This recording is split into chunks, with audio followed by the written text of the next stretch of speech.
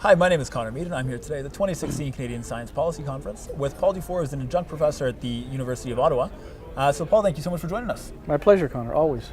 So to get us started, why don't you tell us a little bit about your work in science diplomacy? Well, I'm working with this new network of international science advice to government, which has an international network around the world, and we had a very big meeting in Brussels earlier in September of this year, bringing in about 70 countries, 600-700 people.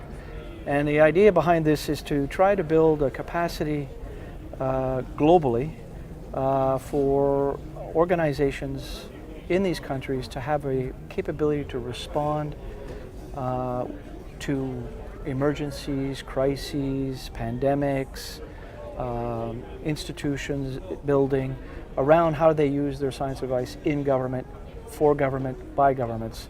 And so the whole issue was to try to design new experiments, new programs, new networks that bring together all these scientific expertise to address particular outbreaks or crises or emergencies. So it was an interesting learning experience.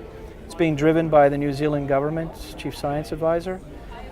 He's going around the world trying to create pockets of expertise in different regions of the world. So we're doing, in particular, in March of next year, we'll be going to Senegal and Dakar, working with the Senegalese government and their academies of science, bringing in all the African francophone countries that are there.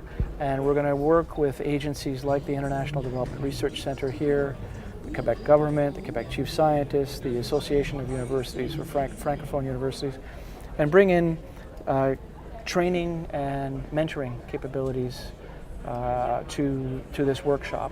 And hopefully by doing this, build a capacity within some of those countries which don't have it to bring together their expertise when they need it.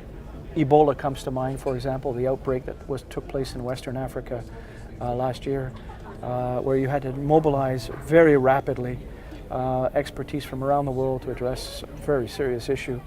And those kinds of things continue to occur, tsunamis, for example, other forms of emergencies, security issues, etc. So we're working with a number of agencies. We're developing some case studies that are designed to try to train experts on how to respond to these kinds of outbreaks or emergencies and use the science, best available research and science that they have in their country, but also mobilize where they need it locally. So it's an interesting experiment around science, diplomacy, and international relations. And I think Canada has some assets that we can bring to that discussion. So what do you think are some of the biggest challenges in terms of building that capacity in developing countries and imparting the ability to bring science advice to government? Well, in many cases, they don't have the institutions that are designed to provide science advice, for example. So, for example, they don't necessarily have a chief science advisor or an advisory panel that the government can use to respond to these issues. Most of them, though, do have national academies of science. These are honorific organizations that reward or give incentives to scientists for their work. But the question there is, how do you turn these academies into much more strategic organizations to respond to things that the government actually needs, requires for their citizens, for the population at large? That's a trick to do. And so many of our organizations in this country have that capability.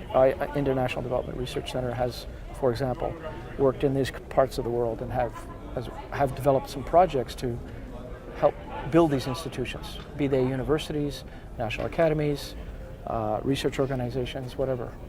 So, as I said, it's a bit of an experiment, but I think it has great merit as more and more of our issues are science-based globally, and we need to respond to them in a much more strategic way. Fantastic. Yeah. Well, Paul, thank you so much for joining us. My pleasure. It's been an absolute pleasure, and hope you enjoy the rest of the conference. Thank you, you too. Yeah.